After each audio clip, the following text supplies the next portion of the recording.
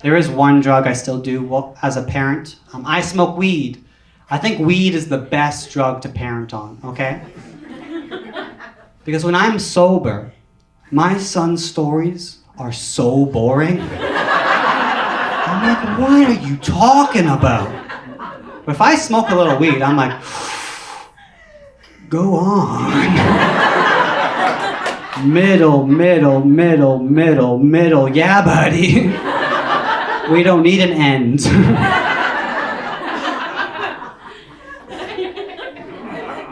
Let's just throw in some characters that don't matter. Why not? We're talking about monster trucks now. There's Pokemon in there. Let's do it. I'm with you. One time I got too baked. I'll admit it. I got too baked, and I was a little worried, you know. But then turns out you can totally do it. It's fine. We watched Incredibles 2 and ate 7 bananas together. I'll never forget that day. It was the day my son said his first word. He looked up at me and he was like, Dada, no matter what you believe in, if you believe in God, science, you have to believe that something came from nothing. And I was like, holy shit. Somebody can't handle their weed.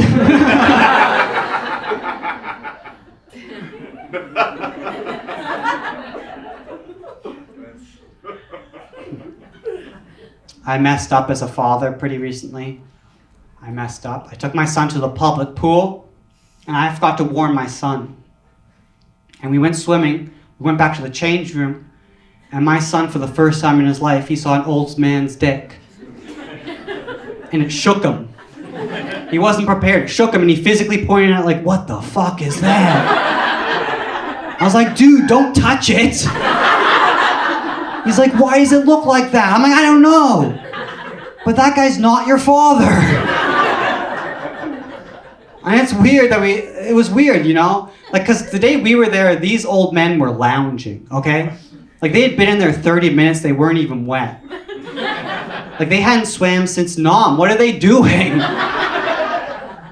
It's weird, I know it's weird. Because if you took those same two people, the old man and his old man dick and my son, and you just moved them like 15 feet from the change room to the hot tub, I'd have to yell at him, you know? I'd be like, what are you doing? Get away from my son. Take your dick and my son to the change room. That's where it's normal. Not out here.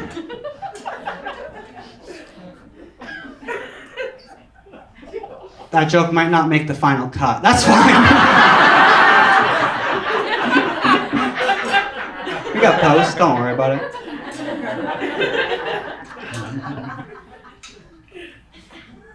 I got to take my kids camping this past summer. We went to Galliano Island. I was so excited for Galliano Island. On Galliano Island, they do not have bears, but they do have the world's largest raccoons. I didn't find this out until midnight on our first night there, because this raccoon started messing up our campsite. It started throwing the barbecue, started tossing chairs, you know? It started scratching at the tent to get in. And I woke up from dead of sleep, like, am I gonna have to defend my family? Like, who entrusted me? That's so dumb. I can't fight a raccoon right now. Like, I'm in my underwear. I'm in my Guardians of the Galaxy underwear. I can't die ironically. I know what I look like, you know? I'm not an alpha, okay? I'm more of an alfalfa. I wasn't prepared to fight this raccoon, but I just tried to get this raccoon away from the tent as best as I could. So I just welled up all my manliness, and I'm just like, shoot, get out of here! And that raccoon was like, what? Is there a little bitch boy in that tent? I'm like, no, get out of here. The raccoon started trying to get into the tent faster, you know? So I go and I grab a portable speaker and I turn it on full blast, you know? And then I YouTube man yelling at raccoon to get away. And I hit play. And the man on YouTube's like, get! And the raccoon just fucks right off. And I saved my family.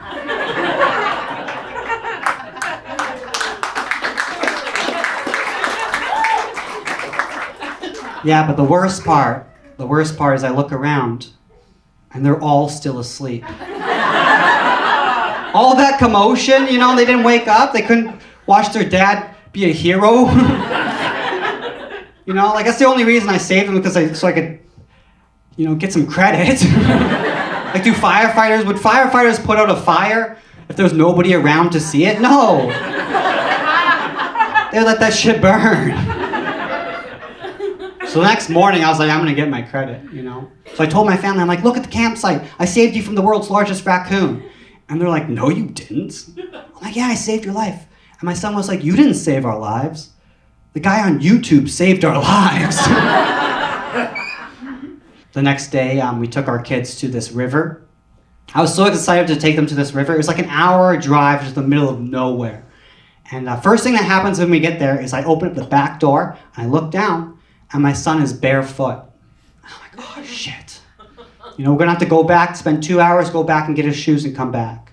But my wife is like, no, he's just going to have to learn from natural consequences. I'm like, oh, shit. I hate natural consequences. So we go out, and we walk out into the middle of this forest. And within 30 seconds, my son steps in the biggest pile of sap I've ever seen. It just encases his foot. And so I just had to clean his foot because nobody else is going to do it. So I go and I grab the wet wipes. Did I say wet wipes? And wet wipes. I'm going to just keep powering forward. So I go and I clean off his foot. And as soon as I'm done cleaning off his foot, my son looks up at me with the biggest eyes. And he goes, I gotta poo. Are you kidding me? There's no washroom here, There's just a bush. So we go use the bush. And I thought the grossest thing I was going to clean off my son's foot that day was going to be sap. I was dead wrong. Because my son loses his balance and with his clean foot steps back into his own poo. This has now become the worst day of my life. And I go and I grab the wet wipes. And there's only one wap left. And I'm just breaking down. I'm just like, no. And there's nobody else around. I clean off his foot.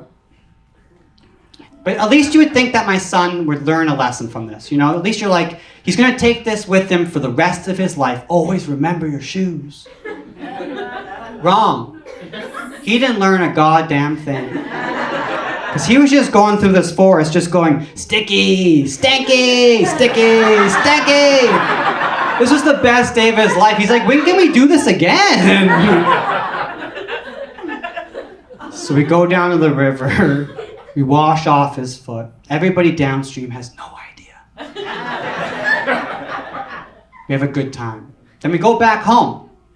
And as soon as we get home, as soon as I have cell service, I book a vasectomy. Yeah. Because I do learn from natural consequences.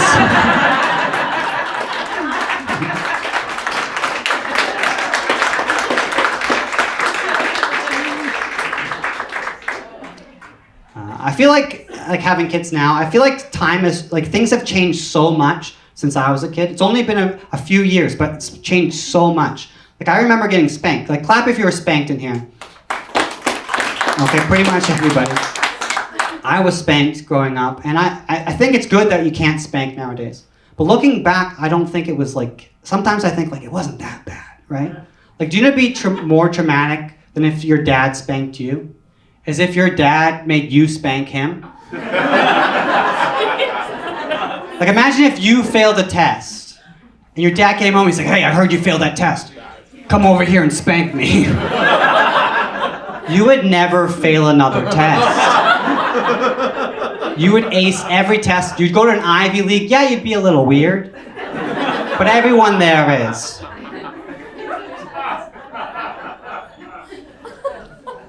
Another thing that's changed is assisted suicide.